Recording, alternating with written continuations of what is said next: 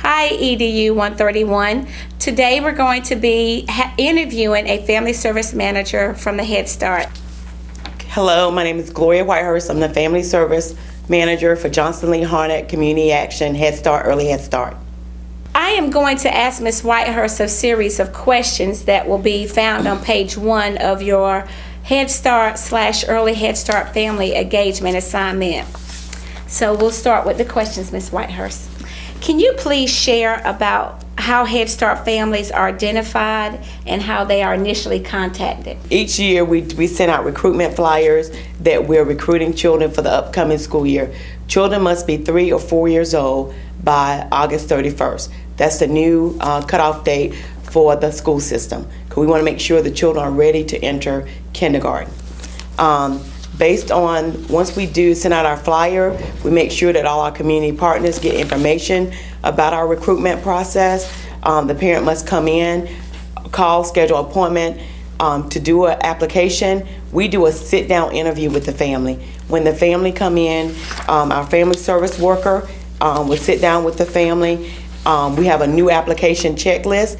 Based on the new application checklist, we would go through all the forms and make sure the parents sign the documents that need to be signed, and we get all the pertinent information for their family. When the application is complete, Head Start must prove age and income of families to make sure that they're eligible. We use 100% of the poverty guideline. When we look at the poverty guideline, we look at the size of the family, and then we give them points on our selection enrollment criteria sheet. And this lists all the areas that we look at. We look at the age. We look at whether a family have a disability, suspect for disability. We look at whether a child has been in our program before and returning, or whether it's a new child or a child's been on our waiting list. We give them points. As well as at the bottom, we look at the income, and we break the income down, whether the child is 100% eligible, 75% eligible, 50% or 25% eligible, or they're between 101 and 130. We have 35% of our children that could come in the 100, between the 101 and 135% category. And then we look at whether the family is over income.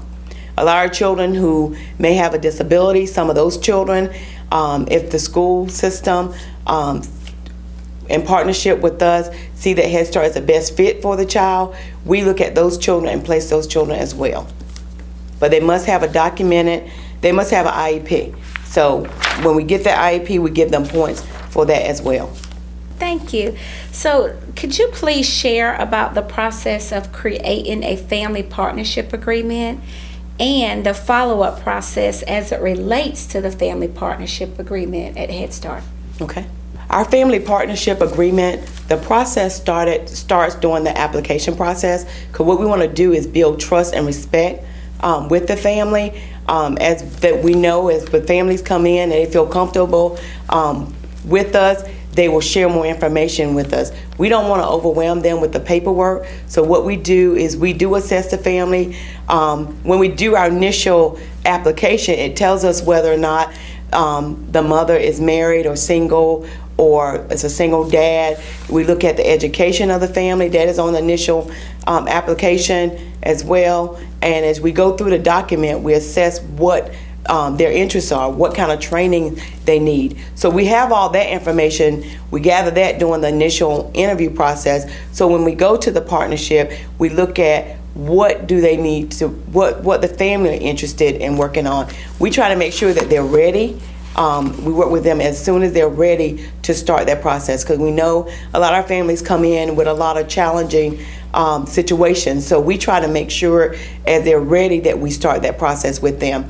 And through our application process, we look at whether or not a family have a custody issue that they're working on. We look at whether or not the family already have a pre-existing partnership in place. If the family have a pre-existing partnership in place, we try to ask that parent to allow us to partner with the other agency that they're working with, so we can continue to build upon the goals that that family is working with their agency. And as a parent come in and tell us some of the things they're interested, whether it's employment, whether the family don't have a medical home, we look at those things and try to ensure that we refer them to the agency that can assist them with those types of situations.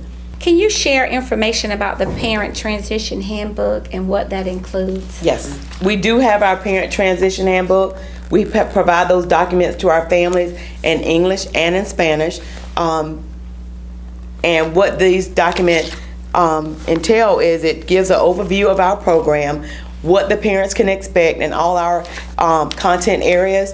We provide for the family. We use a holistic approach when we're working with our family. So we don't only look at the education of the child, but we want to make sure the parent knows that we look at the health of the child. We want to make sure the child have a medical and dental home. It shares that information in this booklet. It shares information about our nutrition program.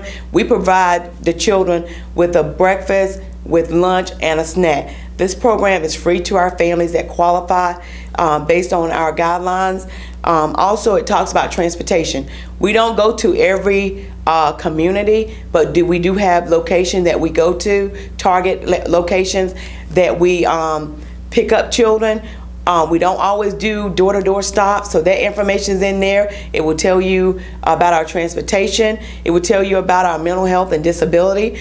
We do have in this book, it talks about a schedule that our mental health consultant go into the classroom and do an observation of the classroom. Make sure that children are playing appropriately together.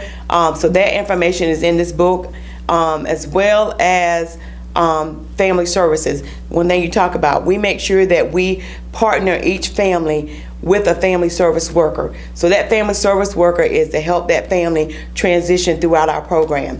It tells about the family service worker, what they can expect, and then how we can assist them. Because we want to empower our families, so it's very important that they use this document. It gives the dates when we have our parent meetings. It provides the dates when we will be closed, when we'll be open. All of that information is in this book. If we're having special events, that information is in that book, in this book as well. Also, it's a greeting from our director, just welcoming the family into our program. So it's a very helpful tool, and we always encourage our parents to use this book. In the very back, we have our community resource list, and basically what it does is list all 3 counties and what resources are available to the families in those counties. Ms. Whitehurst, we would like to thank you for taking out your time to come and do this interview with us. Thank you. Thank you.